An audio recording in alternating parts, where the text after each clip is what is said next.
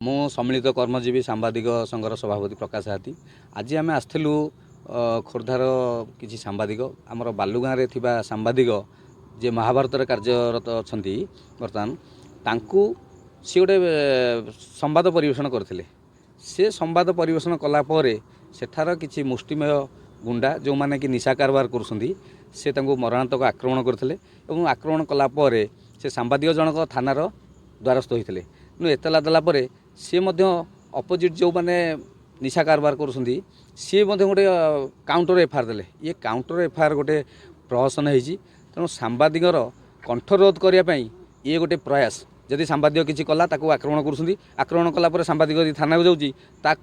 पुणी अपर पक्ष जा गोटे काउंटर एतला दे दूँ तेणु काउंटर एतला देवा द्वारा यहाँ सांबादिक आउ सत कथा आगू आणव ना आउ भय तेणु से सांबादिक प्रति विपद रही एवं से जेहेतु जड़े दुर्दांत अपराधी नाम आगुरी केस रही से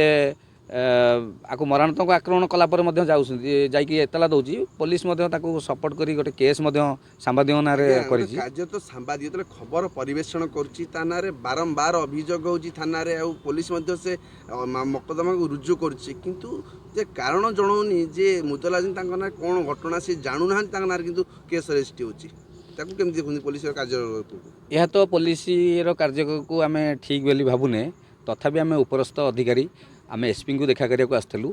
एसपी व्यस्त थी आडिशनाल एसपी की आम देखा करूँ ए संबंध में आडिशनाल एसपी सहित आलोचना होती सी देखी जहाँ तदंत करेंगे जोटा ठीक हे से अनुसार कार्य करेंगे आउ जे दोषी से दंड पाइबे बोली आमको प्रतिश्रुति देइछन्ति।